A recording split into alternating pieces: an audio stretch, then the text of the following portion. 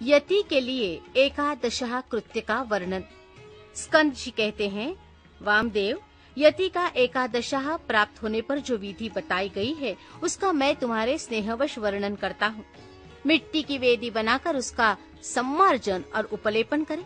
तत्पश्चात पुण्याहवाचन पूर्वक प्रोक्षण करके पश्चिम से लेकर पूर्व की ओर 5 मंडल बनाए और स्वयं श्राद्धकर्ता उत्तराभिमुख बैठकर कार्य करे। प्रादेश मात्र लंबा चौड़ा चौकर मंडल बनाकर उसके मध्य भाग में बिंदु, उसके ऊपर त्रिकोण मंडल, उसके ऊपर षटकोण मंडल और उसके ऊपर गोल मंडल बनावे। फिर अपने सामने शंख की स्थापना करके पूजा के लिए बताई हुई पद्धति के क्रम से आचमन, प्राणायाम एवं संकल्प करके पूर्वोक्त 5 आतिवाहिक देवताओं का देवेश्वरी देवियों के रूप में पूजन करे। उत्तर और आसन के लिए कुश डालकर जल का स्पर्श करें। पश्चिम से आरंभ करके पूर्व पर्यंत जो मंडल बताए गए हैं उनके भीतर पीठ के रूप में पुष्प रखे और उन पुष्पों पर क्रमशः उक्त 5 देवियों का आवाहन करें। पहले अग्नि पुष्ट स्वरूपिणी आतिवाहिक देवी का आवाहन करते हुए इस प्रकार कहे, ओम ह्रीम अग्नि रूपा माति वाहिक देवताम आवाहयामि नमः। इस प्रकार सर्वत्र वाक्य योजना और भावना करें। इस तरह 5 देवियों का आवाहन करके प्रत्येक के लिए आदर पूर्वक स्थापना आदि मुद्राओं का प्रदर्शन करें। तत्पश्चात हाँ, ह्रीम, ह्रूम, ह्रैं, ह्रौं, रहा इन बीज मंत्रों द्वारा षडंगन्यास और करन्यास करें। इसके बाद उन देवियों का इस प्रकार ध्यान करना चाहिए। उन सब के 4-4 हाथ हैं। उनमें से 2 हाथों में वे पाश और अंकुश धारण करती है तथा शेष 2 हाथों में अभय और वरद मुद्राएं हैं।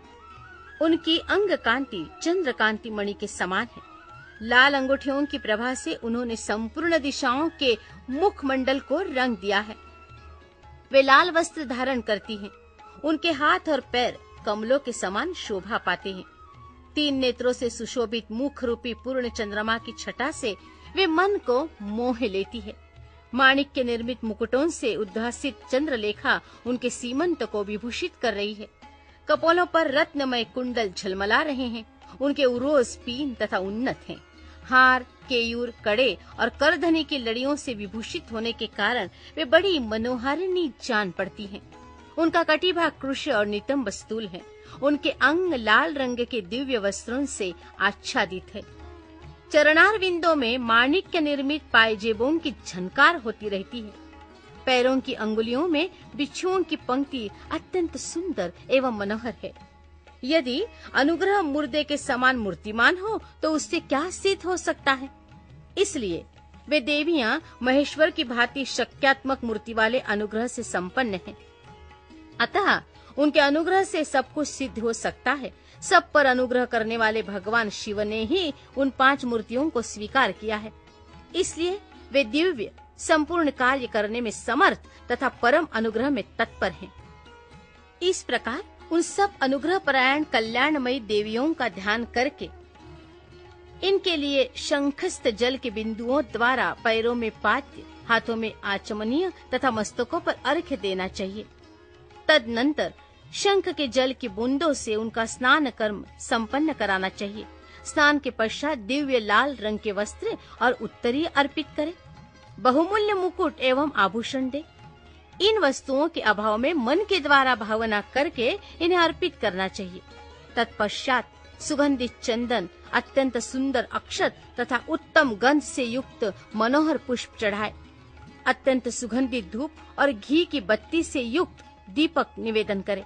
इन सब वस्तुओं को अर्पण करते समय आरंभ में ओम ह्रीम का प्रयोग करके फिर समर्पयामि नमः बोलना चाहिए। यथा ओम ह्रीम अग्न्यादि रूपाभ्यः पंचदेवीभ्यः दीपम समर्पयामि नमः। इस तरह अन्य उपचारों को अर्पित करते समय वाक्य योजना कर लेनी चाहिए। दीप समर्पण के पश्चात हाथ जोड़कर प्रत्येक देवी के लिए पृथक पृथक केले के पत्ते पर पूरा सुवासित नैवेद्य रखे। वो नैवेद्य घी, शक्कर और मधु से मिश्रित खीर, पुआ, केले के फल और गुड़ आदि के रूप में होना चाहिए। भूर्भुवः स्वः बोलकर उसका प्रोक्षण आदि संस्कार करे। फिर ओम ह्रीम स्वाहा नैवेद्यम निवेदयामि नमः बोलकर नैवेद्य समर्पण के पश्चात ओम ह्रीम नैवेद्यांते आचमनार्थ पानीयम समर्पयामि नमः कहते हुए बड़े प्रेम से जल अर्पित करे। मुनि श्रेष्ठ तत्पश्चात प्रसन्नता पूर्वक नैवेद्य को पूर्व दिशा में हटा दे और उस स्थान को शुद्ध करके कुल्ला, आचमन तथा अर्घ्य के लिए जल दे। फिर तांबूल, धूप और दीप देकर परिक्रमा एवं नमस्कार करके मस्तक पर हाथ जोड़ इन सब देवियों से इस प्रकार प्रार्थना करे।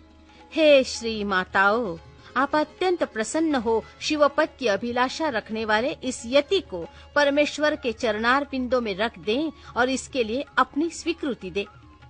इस प्रकार प्रार्थना करके उन सब का वे जैसे आई थी उसी तरह विदा देकर विसर्जन कर दे और उनका प्रसाद लेकर कुमारी कन्याओं को बांट दे या गौओं को खिला दे अथवा जल में डाल दे।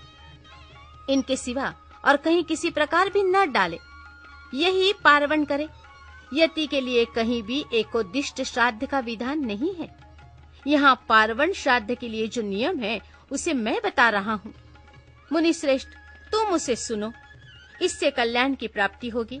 श्राद्ध करता पुरुष स्नान करके प्राणायाम करे, यज्ञोपवीत पहन सावधान हो, हाथ में पवित्र धारण करके देश काल का कीर्तन करने के पश्चात मैं इस पुण्य तिथि को पार्वण श्राद्ध करूंगा, इस तरह संकल्प करे। संकल्प के बाद उत्तर दिशा में आसन के लिए उत्तम कुश बिछाए, फिर जल का स्पर्श करे। उन आसनों पर दृढ़ता पूर्वक उत्तम व्रत का पालन करने वाले 4 शिवभक्त ब्राह्मणों को बुलाकर भक्ति भाव से बिठाए। ये ब्राह्मण उपटन लगाकर स्नान किए होने चाहिए। उनमें से एक ब्राह्मण से कहें, आप विश्व देव के लिए यहाँ श्राद्ध ग्रहण करने की कृपा करें।